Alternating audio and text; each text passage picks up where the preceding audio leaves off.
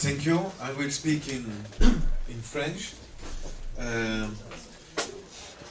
Bon, évidemment, il y a crise capitaliste, crise de la gouvernance néolibérale, crise de l'Union européenne.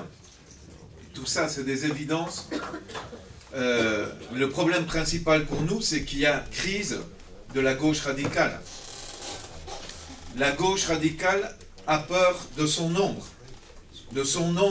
socialiste, marxiste, anticapitaliste.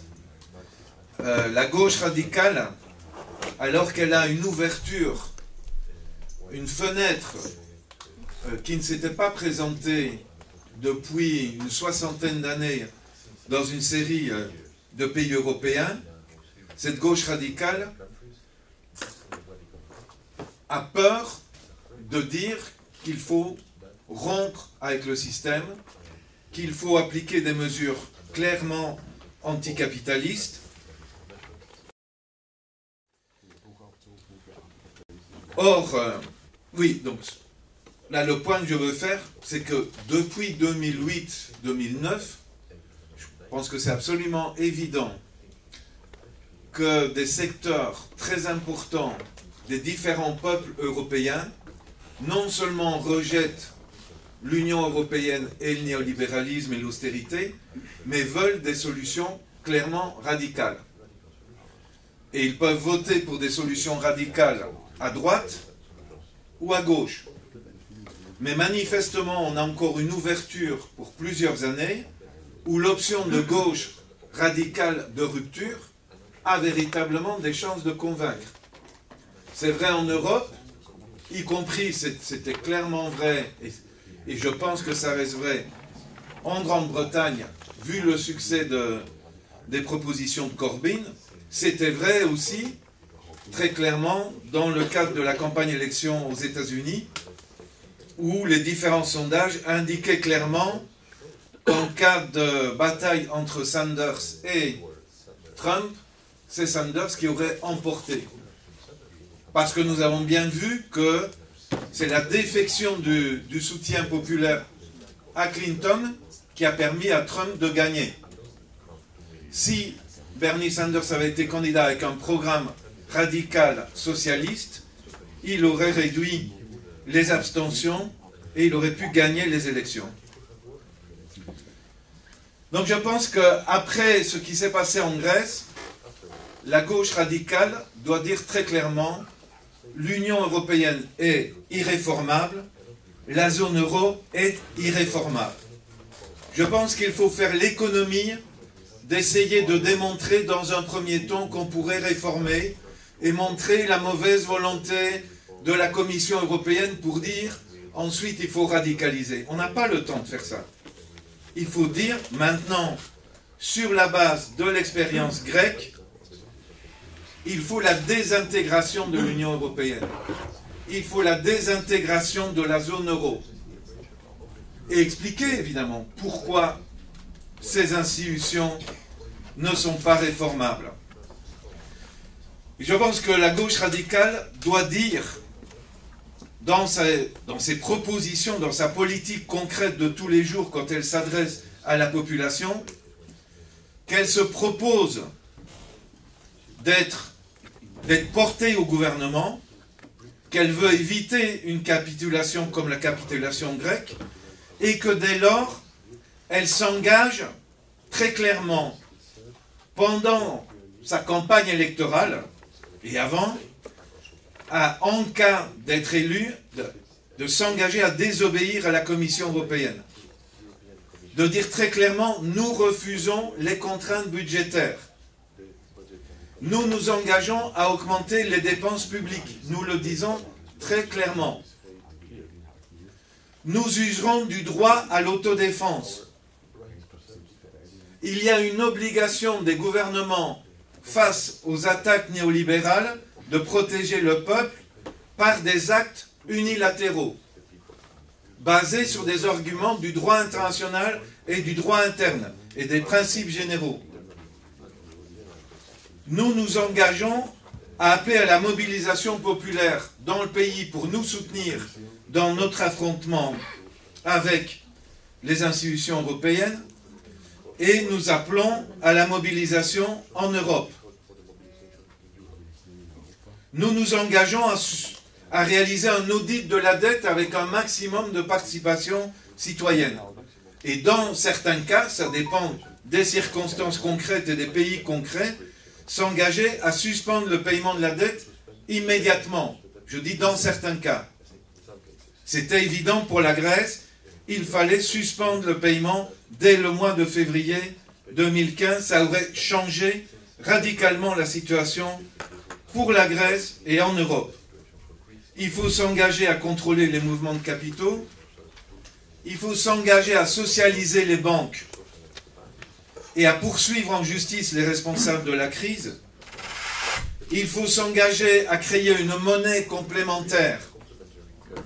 Et dans certains cas, il faut opter clairement pour une sortie de la zone euro d'emblée.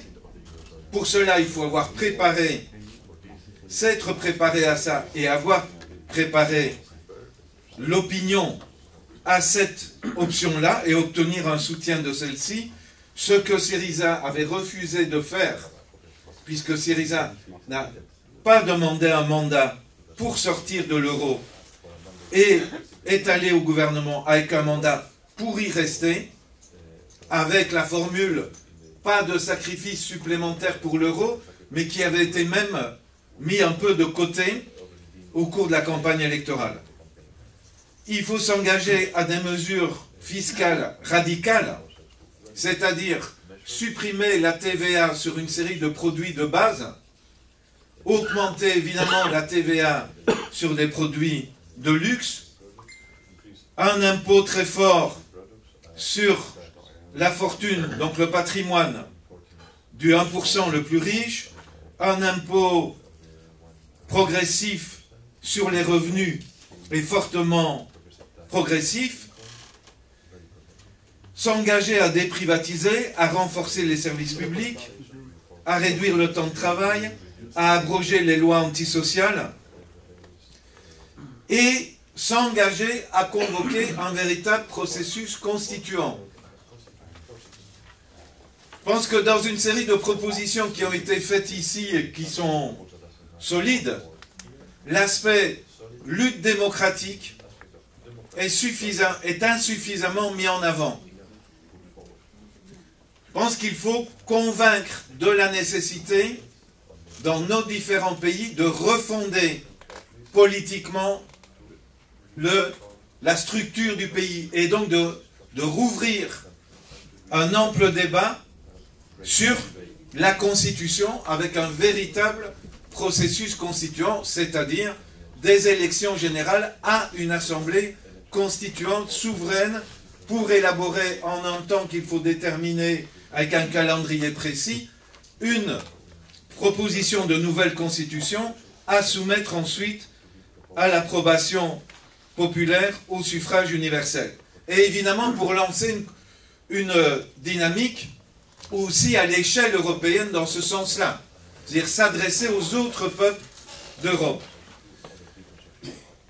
Le sens de ce que je viens de dire, c'est clairement que dans le contexte européen, il n'y aura pas la possibilité, Fabio l'a dit, pour un pays comme l'Espagne ou le Portugal, et c'était le cas de la Grèce il y a un an, un gouvernement de gauche et un peuple qui a porté au pouvoir un gouvernement de gauche ne peut pas attendre les autres peuples, ne peut pas attendre les autres changements.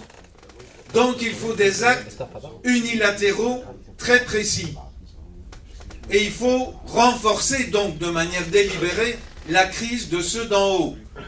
Et bien sûr, pour moi, c'est dans une démarche anticapitaliste, c'est-à-dire c'est l'affrontement avec la Commission européenne, mais c'est l'affrontement avec son grand capital aussi, avec le grand capital dans son pays, et chercher évidemment l'alliance avec non seulement la classe ouvrière, mais les secteurs qui vivent de l'agriculture, les petites et moyennes entreprises, le petit commerce, toute une série de secteurs qui composent le peuple. Dans chacune de nos circonstances concrètes, il faut faire là, ce qu'a fait Fidel Castro dans son discours de la Moncada, l'histoire Mabsoudra, quand il a dit « Qu'est-ce que le peuple à Cuba ?»